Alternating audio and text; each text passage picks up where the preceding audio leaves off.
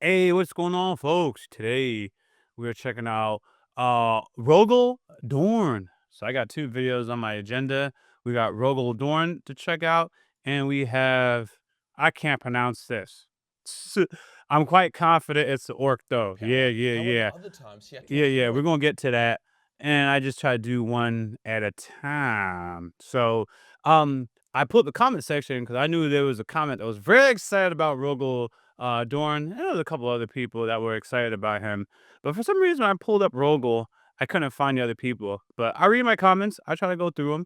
Anyways, if you guys have videos that you want to recommend, use the pinned comment to recommend those things because I look back at the pinned comments. I'm trying to find things. And someone asked, could I just keep commenting the same video for the rest of time? And it's like, on each upload or just stick with one? I'm not gonna check every video, so the more often you comment under the pinned comment, the more likely I am to eventually cover that. Because, if I produce 20 videos, I may not look back at the first 5. I might look back at the recent 5. But I'm always transparent about the things I am most interested in. So I'm trying to do something at the same time. Give me a second. Give me a second. Yeah, I'm always transparent about the things I'm most interested in. So I would keep in mind those kinds of comments. Okay, I mean, add this. That's what I was trying to do. I write things down that I'm interested in. I write who my favorite groups are. My favorite Primarchs are. You guys know I like the orcs. I do want to go spend some time with the Eldor. So if your suggestion is more, I hate to be selfish, but if it's focused on like where we both align, I'm more likely to do that. And when you comment, like say, since you're interested in this, since you want to know more about this, here's my recommendation.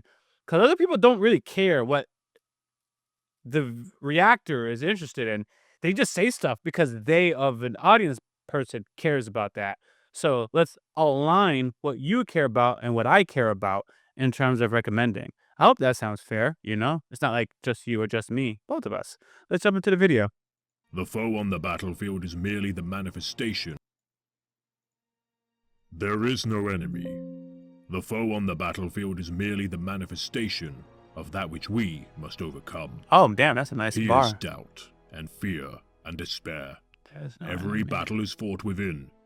Conquer the battlefield that lies Sounds inside so. you, and the enemy disappears, like the illusion he is. That sounds like Marcus Aurelius or Rogal Dorn. Virtue is often I've read attributed that. unto the Primarchs of the Imperium.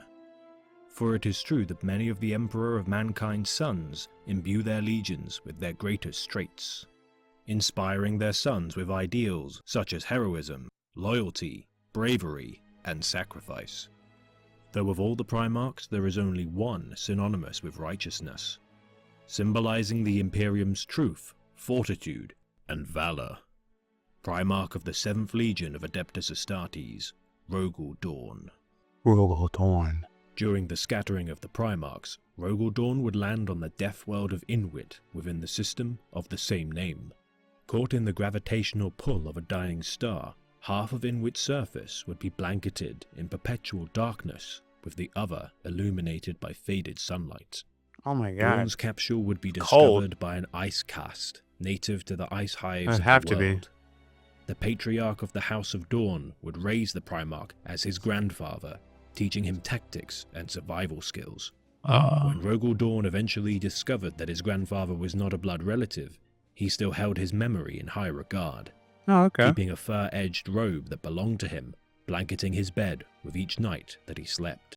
That's the second Primarch I've come across that cares genuinely about the family he was adopted into. Inwit bred hardy people as the planet bore little of value, but Rogal Dorn would lead his caste, reaching other planets for greater resources and unifying the system's people under the Inwit Empire, with Rogal Dorn becoming its emperor. Ooh. The Primarch would also discover a ship within the orbit of his homeworld, the Phalanx. I remember that A ship. colossal vessel constructed during the Age of Technology. Dorn would spend years trying to reactivate it. Dangerous, my Within friend. 40 years of the death of his adoptive grandfather, Dorn would be discovered by the Emperor of Mankind and his Imperium. As the 7th Primarch to be found by the Emperor, Rogal Dorn would meet with him at the helm of the Phalanx. Returning the vessel to his father's care, Rogal Dorn would bend the knee to the Imperium, and the phalanx would become the Imperial Fist's fortress monastery. Oh, Dorn would from okay. this day The Imperial remain Fist. fiercely loyal to the Emperor, becoming an exemplar of the truth. He would never tell a lie and be a staunch defender of the Imperium. Commanding his legion and expeditionary fleets with both military genius and peerless devotion to the task set forth by the Emperor, Dorn would be compared to his brother Primarchs due to his similar traits. Bearing the same discipline as Guilliman, the bravery of the Lion, and even revealing moments of reckless zeal akin to the Khan or the Rus. Horus Lupercal would even state that a fortification held by Dorn's legion of the Imperial Fists could Okay. stave off his own legion of the Lunar Wolves. I definitely remember my homie Rogal Dorn. Every time these Primarch videos are talking about somebody doing something great, somebody stopping somebody, the last line of defense for the Emperor, the name always comes up. So, In an yeah. endless stalemate, should the This Horus conflict picture is ever fire. occur.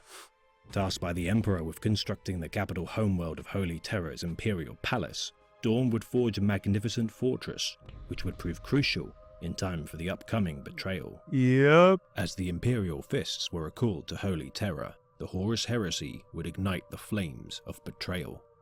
Warp storms would impede the 7th Legion's journey to Terra, allowing fate to cross Rogal Dorn's path with the escaping Death Guard battle captain, Nathaniel Garrow, and his ship of loyalist forces aboard the ship known as the Eisenstein. You know what I never thought of, which I appreciate about Warhammer? I never really accepted the biblical story where a third of the angels turned on God. It's not that it had nothing to do with whether or not I believed in it or not. I always thought it was silly. I'm like, why would a third of y'all angels really think you could beat 2/3 of the angels and God himself? That's crazy. Like, you guys are outmatched and out manpower. Like, the big man is there himself. And here we know, at least from my limited knowledge, that they got influenced by the warp or the chaos gods in many instances. That just makes it acceptable to why they would fight against overwhelming odds.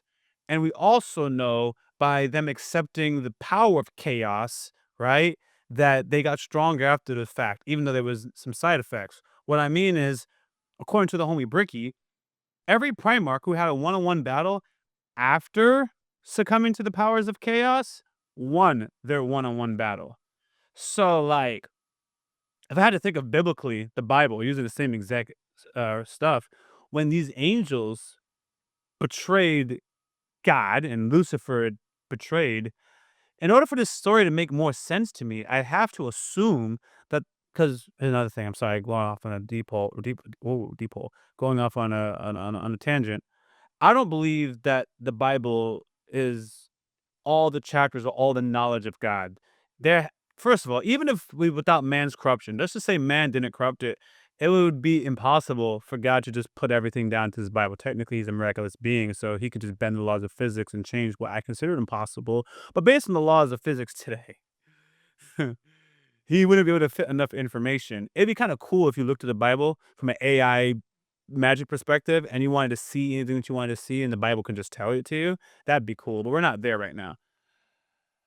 So it would make sense to believe that when Lucifer betrayed the rest of the angels, that there was a power up. Like, something happened other than, oh, he just was jealous of God. There was a power up, which would mean, hypothetically, there is another group of people that you could get power from, because that's who Lucifer got his power from. And that's why he thought he could fight God, and he lost. For, he's waiting to rise again, like the South right here in the United States, but he's there. So I know that, interestingly enough, Warhammer got lore from Egyptian mythology, Christianity. I know Tower of Babel is in here, whether or not that's originated from Christianity. So I'm sorry, this middle part is a long time. But for those who care, then you know that I care because I'm connecting things as I'm listening to it. So to potentially hear a biblical story or any story and say, here's how this would make sense, because sometimes it doesn't make sense in the original biblical part, because we're also taught many times not to question it. God works in mysterious ways. Anything that's unexplainable, God works in mysterious ways. Don't question it. So, That's my 2 cents. I like how they give this, and even though it's Warhammer's lore, it makes me have to question Christianity's lore. But like, yo, I think there's somebody else other than God. There's somebody else in. I'm sorry, I keep ranting. In the beginning, he said like he would say, "Let us." There are scriptures that you could read in the Christian Bible, the King James, whatever, the Christian Bible, technically the Jewish Bible too, that imply, depending on how you read it, that God was talking to other beings or other beings witness what he was doing. Very loosely up for interpretation, but since I already was prepared for the notion that God had other beings in the universe and what to do with that information, I don't know. It makes sense that there's some other beings in the universe that could have been like trying to hook up Lucifer, like, yo, betray God, we trying to get Earth. And it's like, yo, that's crazy. Anyways. As Garrow relayed his news of Horus Lupercal's betrayal, Dorn would barely contain his rage, almost ending the life of Garrow, believing his words to be heretical lies. With the intervention of Remembrancer Mercedes Olaton and her cortical implants, Dorn would see with his own eyes the tyranny and butchery of his brother Primarch, as his forces massacred their detachment of Remembrancer historians, poets, and artists. Dorn would dispatch the majority of his legion to combat the rebellious factions in an attempt to quash Horus's plans before he had amassed a sizable force. Returning to Holy Terra, Dorn would inform the Emperor and his subjects of the events that were transpiring personally. The Emperor would declare Dorn as the Lord Commander of the Imperium, charged with fortifying the Imperial I palace's see why y'all defenses. like him so Dorn would much. assume command of the Imperium, whilst the Emperor managed the war within the Webway and his project to end the Imperium's reliance on warp travel. And the Whilst Imperial Malcador the Sigillite dealt with the politics of the Imperium, Dorn would divide the Sol System into several spheres of defense. Again, sorry. Lore hits me in different ways, and I'm actually gonna stop saying sorry. People are either gonna like what I talk about or they're not. So again, the Emperor trying to wean himself off of warp travel. That has to be against the interests of the Chaos factions and the powers that be, because using warp travel, knowing that it has to do with the energies of warp, I feel like that would enhance these Chaos demons and the forces of evil. I feel like it would do that. If it's already been explained, my bad if I missed it.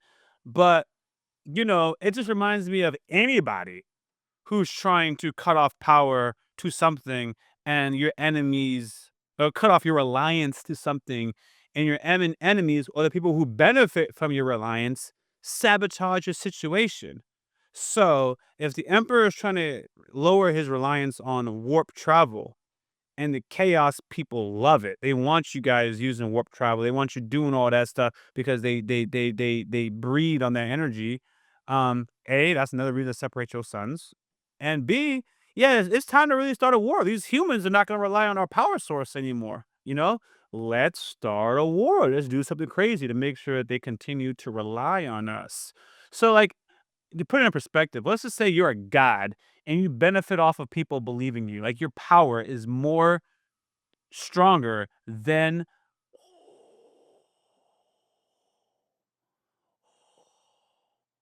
I'm onto something. I'm onto something. I'm onto something. Wow. Wow. Wow. Because think about religious wars. Because I'm like, if you're a god and you are stronger, the more people you have who believe in you. If there is a threat to your belief system or the amount of people who believe in you, you want to crush that other side because you want them to take away from your numbers, aka your power source. So, I know that technically the Percy Jackson franchise has done this in some category where they'll say like Ares have been, the gods fighting have been a physical representation of like the real world. But hear me out. What if you take the real world and it's literally Norse god, Christian god, Muslim, Islamic god. I'm not trying to offend anybody. The Hindu gods or whatever. And what if it's like not, there's not particularly one necessarily god that's ruling them all, but it's a bunch of energy forces that are stronger the more people believe in them. And that's why people in the physical realm are fighting, really, because it's like their gods are trying to crush one another. And like when gods have alliances or a balance, everything is cool. But when there's a power source or a power belief that's affecting that equilibrium, you see it manifested in the physical world. Because we see a lot of religious conflicts, but in the physical world, it's manifested as they're infidels, we have to get rid of them, or whatever. But from a supernatural perspective, it could make sense that, yeah, I'm literally weaker if y'all don't believe in me, and this group of people is threatening my message. They're threatening my influence in this domain. So my followers have to go crush their followers. Ah. attempting to contain the traitor advance and split their forces. With the This is how I beginning turn a of the 12-minute 31st video millennium, into Horus would enact his whatever. invasion of the Sol System. With Mars and the moon of Luna under attack, Dorn would helm the phalanx and engage the traitor forces. Mercediolaton would travel to the station with urgent news of the traitor forces' actions, only to be revealed as corrupted by the demonic being known as Samos. Bringing with it demonic forces of chaos, Dorn would engage with the foul beings and continuously kill Samos. However, the demon would be reborn until Mercediolaton would take her own life, closing the portal from which the demons had emerged. That sucks. With the Sol System falling to traitor forces, Dorn would return to the Imperial Palace to command the defenders of the throne. Look at that thing. Leading the forces of the Bab Bastion and Sky Fortress, Dorn would forbid his Primarch brothers Sanguinius and Jagatai Khan from leaving the palace walls, intending to slowly bleed the forces of Horus with a protracted siege.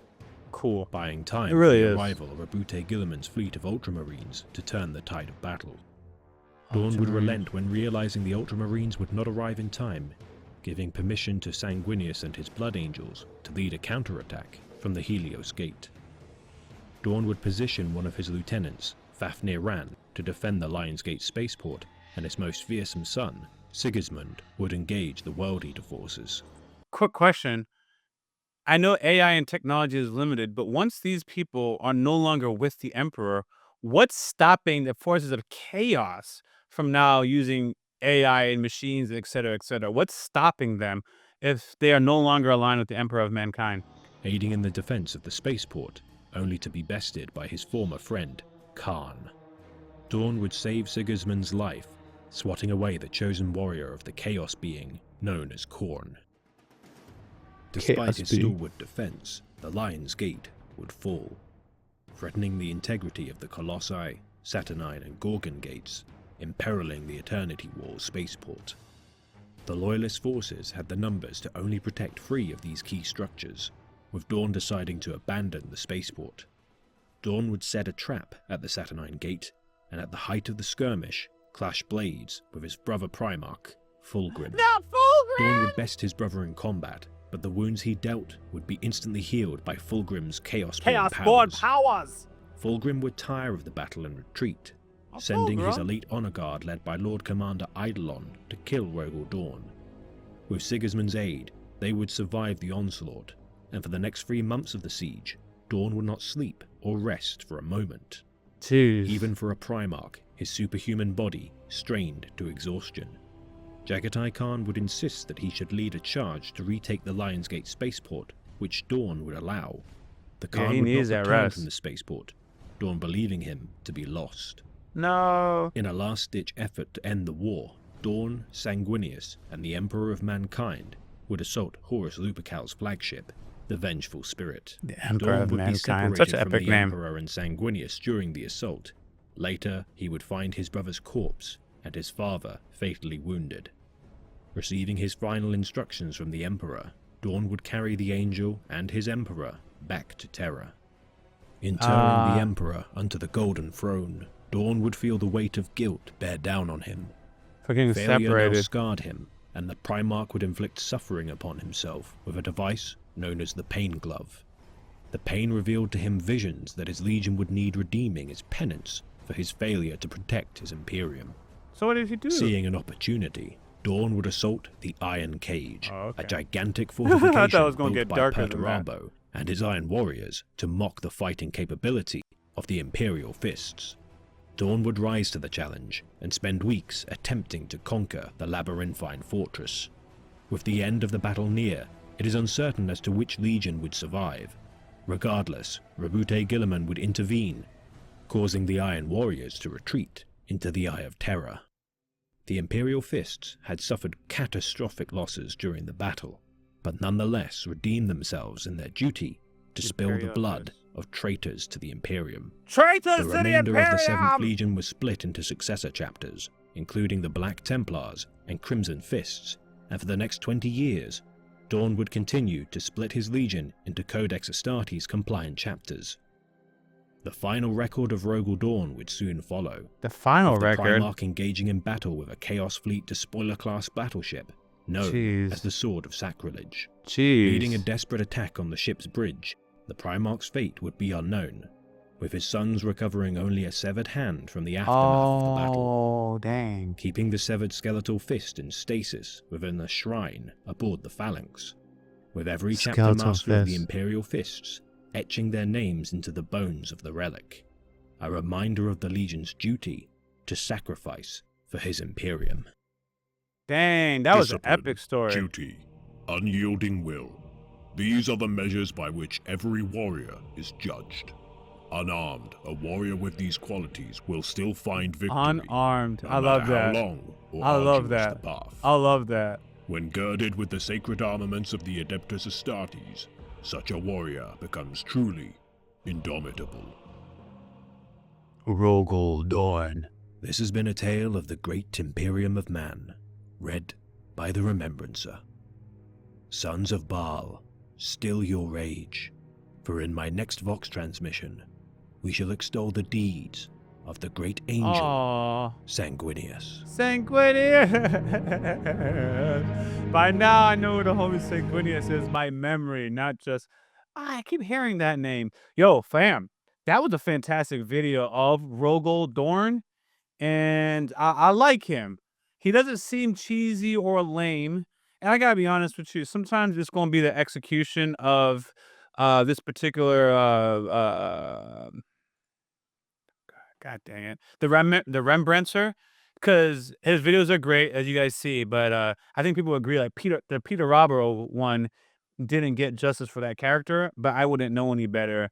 So I am going to be placing Rogal Dorn right under Fulgrim for now. Rogal Dorn. I really like him. And he is a Primarch. Let me see for which group. The Iron Fist, right? I'm gonna say the Iron Fist, but I'm gonna make sure. Iron Fist. It's definitely the Iron Fist. Quite confident of it. Oh, Imperial Fist. Why did I say Iron Fist? Okay. That's how I try. I really did try. So he is going to be the Primarch for the Imperial Fist, which I like. And yeah, he's cool, man. I liked it. First of all, it seemed like his values was already closest aligned to being ready for the Emperor of Mankind, epic name. And I just like how he was all about squashing these traitors. There's two types of people I like, and both are basically extremes, right? Maybe not, maybe not, maybe not. I like very loyal people, so loyal to the degree that they gonna kill anyone that questions the authority. I love those people. Fickle protagonists, I do not like. If you're a protagonist, I need you standing on business. But I don't like the Boy Scout, like, oh my god, we gotta talk to them about our values. Nah, kill the traitors to the Empire. For the protagonist, depending on who you view as a protagonist, 'cause I know that this world doesn't really have good guys and bad guys. Now, when you're on the side of chaos, I wanted like an extreme personality or a very, very interesting quirk. So Peter Robo's video did not impress me, but Fulgrim's video definitely got my attention. But I was upset with him. I felt hurt or wronged by him when he fell. I really did.